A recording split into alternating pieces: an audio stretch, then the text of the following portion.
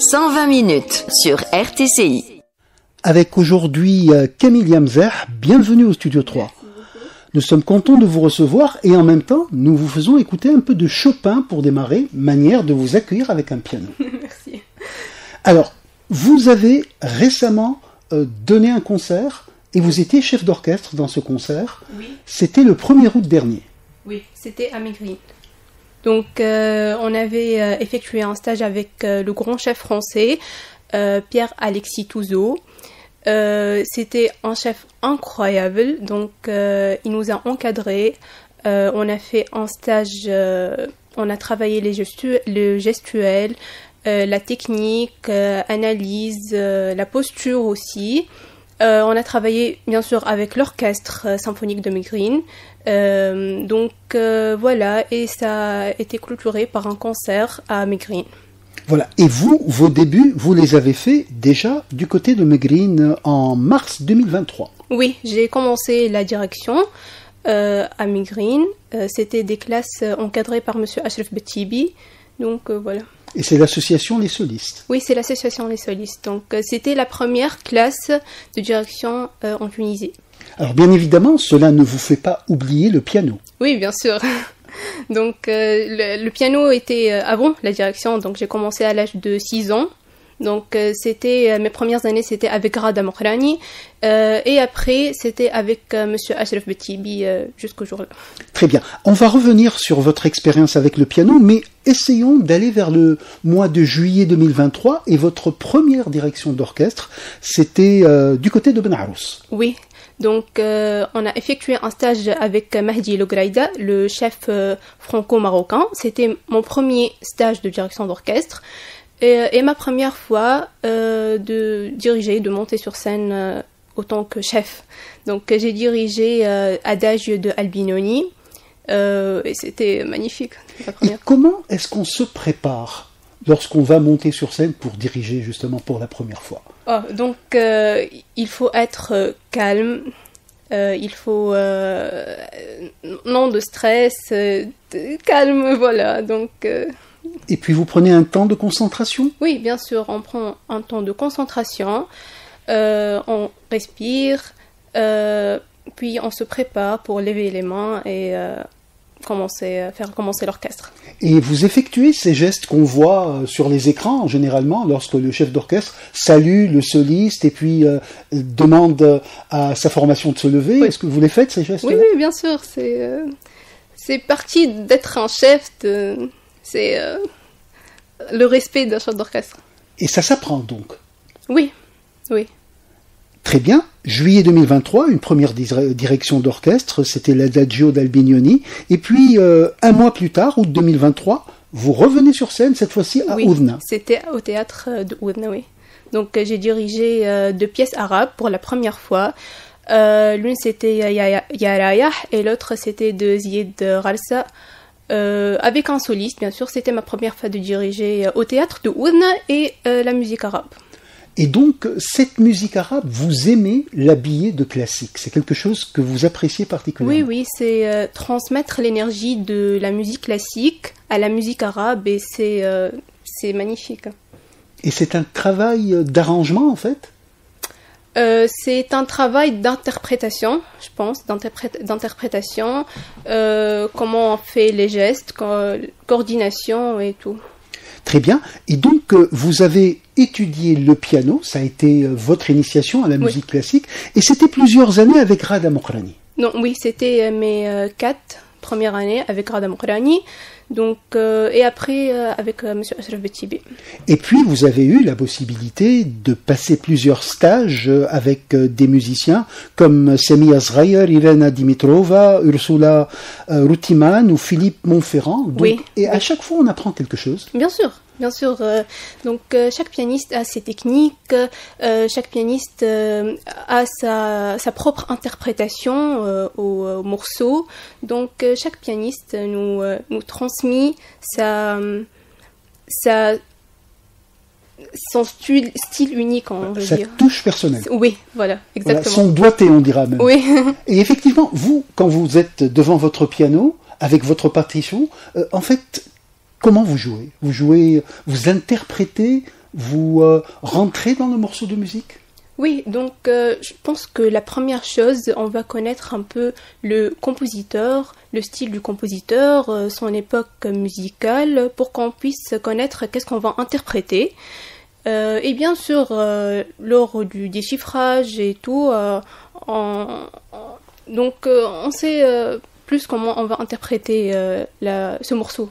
Et donc le travail en amont, c'est pas uniquement un travail musical. Oui, il faut avoir une petite idée sur le compositeur, et après le pratique au piano. Et vous aimez des compositeurs comme Chopin, comme Rachmaninov, oui. Et vous n'avez pas de préféré, hein? Non, je pense pas qu'il y a des préférences. Donc chaque compositeur a son style unique. C'est difficile d'avoir un compositeur préféré. Ouais. Nous sommes en compagnie de Camille Yamzeh, elle est pianiste et également chef d'orchestre. Nous parlons de son parcours musical. Tout à l'heure, nous évoquerons son projet Rêve d'un jeune prodige. Et pour le moment, nous essayons de suivre ses pas depuis le mois de mars 2023 et ses débuts dans la direction d'orchestre. Oui. Nous sommes revenus également vers votre apprentissage du piano. Et là, récemment, c'était en mars dernier, vous avez remporté le 2e prix du concours national de piano des solistes. Oui, donc j'ai effectué un stage avec monsieur Philippe Montferrand, c'était un pianiste français. Donc, et après, j'ai fait le concours national de la 7e édition des solistes et j'ai eu le 2e prix national piano. Et à cette occasion, vous avez interprété Schubert et Bach. Oui, j'ai interprété l'impromptu numéro 3 de Schubert et prélude et fugue de Bach. Et c'était votre choix? Donc, non, c'était pas vraiment mon choix. Donc, c'était le programme d'interpréter Schubert, l'impromptu numéro 3 et prélude et fugue de choix. Donc, j'ai choisi la prélude numéro 4. Et il y a une différence entre les deux musiciens, c'est des siècles différents. Oui, Bach c'est baroque. Son époque est baroque et Schubert c'est un peu romantique, donc c'est pas les mêmes styles. Et on dit que les doigts dansent sur le piano quand on joue du Schubert. Oui, il a une technique spéciale, pas comme les autres compositeurs. Et comment est-ce qu'un jeune pianiste assimile cette technique? Parce que en fait, vous nous l'avez dit tout à l'heure, vous passez d'un univers musical à un autre parce que vous avez une partition que vous avez analysée. Oui. Donc Schubert par exemple, il a une technique spéciale, donc il faut le faire lentement, donc connaître les doigtiers pour interpréter parfaitement son style. C'est un peu sensible le jouer. C'est très particulier, hein, Schubert. Et en même temps, vous avez ensuite entrepris, au mois d'avril 2025, une belle expérience avec les jeunes des solistes de Megrine. Et c'était du côté du Conservatoire régional de Pau, en France. Racontez-nous cette belle aventure. Donc, on a eu l'occasion d'effectuer un stage en France. C'était encadré par le chef français, monsieur Gaëtan Kuchta. Donc, c'est un stage de direction. On a travaillé bien sûr les gestuels, la posture, la technique et tout. Et bien sûr, j'ai eu la chance de diriger pour la première fois l'orchestre régional de Pau. Avec également une prestation où vous avez fusionné 2 orchestres et vous étiez le maestro qui dirigeait. Oui, j'ai dirigé. J'ai dirigé la valse de Tchaïkovski. Donc, c'était magnifique, bien sûr. Alors, la valse de Tchaïkovski, c'est quasiment du symphonique, là. Oui, c'était magnifique. Hein. Et combien aviez-vous de musiciens devant vous? Il y avait à peu près une centaine, j'espère. Donc c'était un grand orchestre. Et c'était ma première fois diriger un grand orchestre avec la section vent, la section... Donc oui. Et comment vous faites pour diriger ça? Ça doit être un des secrets des chefs d'orchestre. Pour diriger au fond, là, quand c'est très très loin. Donc la baguette ici, elle aide à diriger les musiciens qui sont au fond.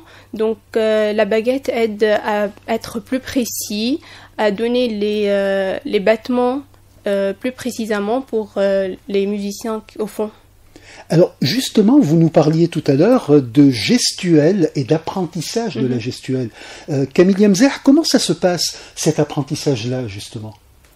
Donc, on a commencé avec Monsieur Ashraf Betibi par les bases, par les battements, les mesures A2, A3, A4, etc.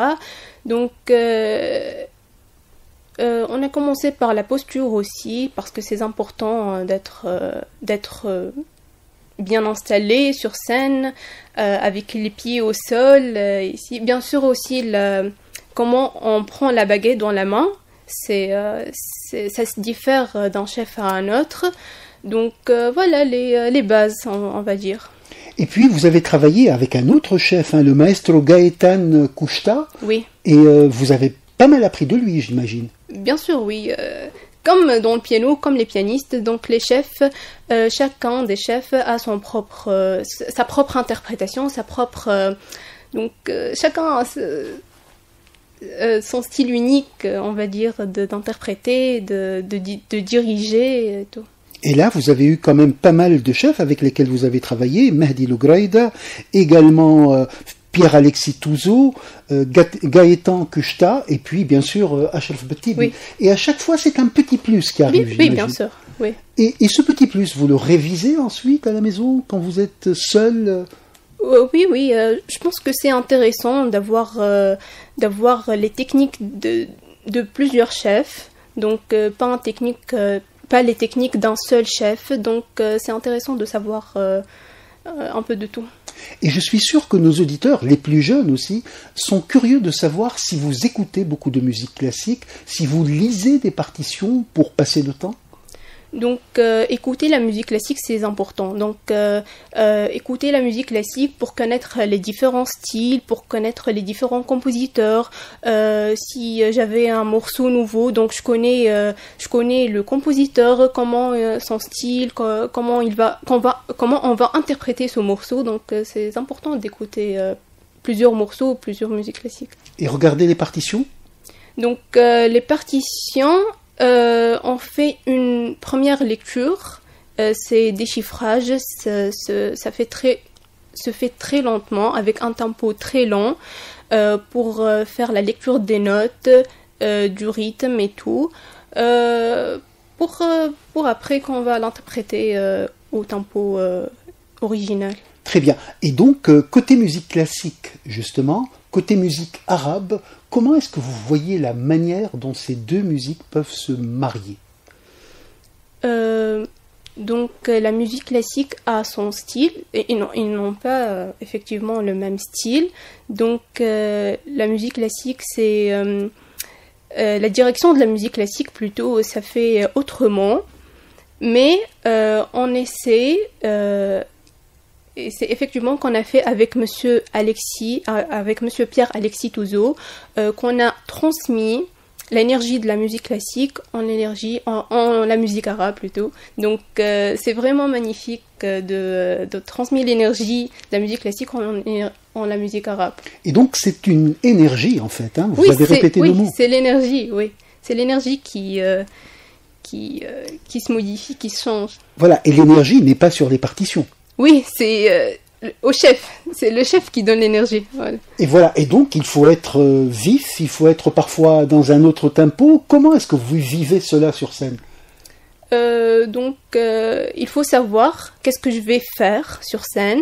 Donc, est-ce que je vais diriger de manière de la musique classique, ou je vais juste faire le tempo, donc, mais généralement, il faut transmettre l'énergie.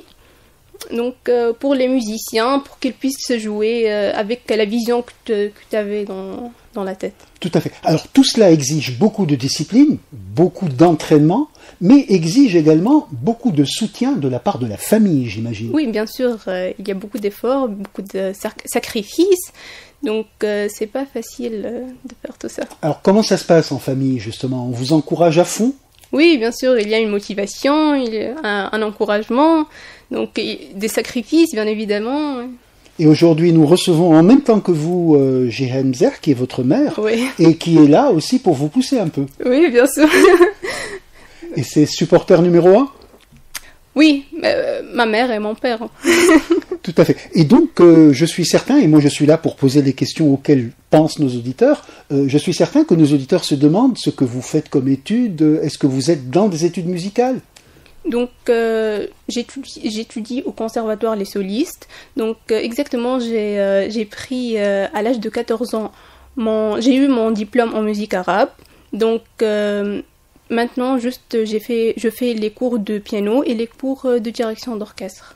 Très bien. Et en même temps, vous êtes en train de dessiner un projet. Ce projet s'intitule Rêve d'une jeune prodige. Et vous allez nous présenter bientôt, je crois. Oui, ça va être le 20 septembre 2025 au Théâtre municipal de Tunis. Alors, de quoi s'agit-il? Donc, c'est un projet, c'est plutôt un récital de piano qui va être divisé en 3 parties. Donc, la première partie va être solo, donc je vais jouer solo au piano, donc de différents compositeurs comme Bach, Schubert, Chopin, etc.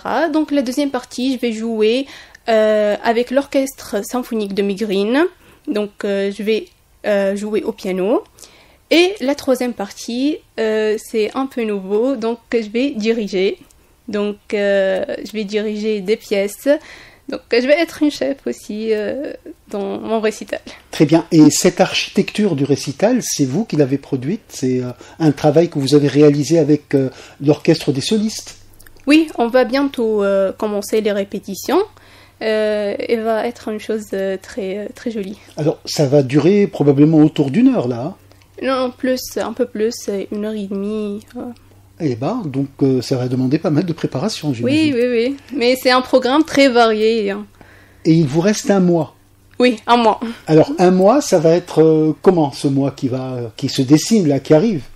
Donc, beaucoup d'heures de travail, beaucoup de sacrifices, bien évidemment. Donc, c'était pas un été comme les autres, en fait. Donc, c'était beaucoup de travail, beaucoup de sacrifices, beaucoup d'heures de piano. Donc, voilà.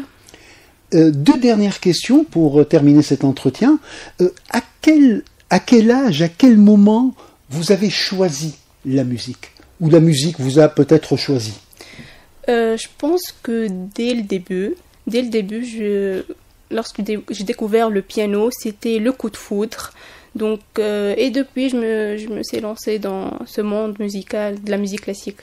Mais le piano à 6 ans et le piano aujourd'hui, c'est pas la même chose. Il y a eu un apprentissage. Oui. Comment ça s'est passé ces années où on apprend les b.a.-ba? Donc, au début, c'était...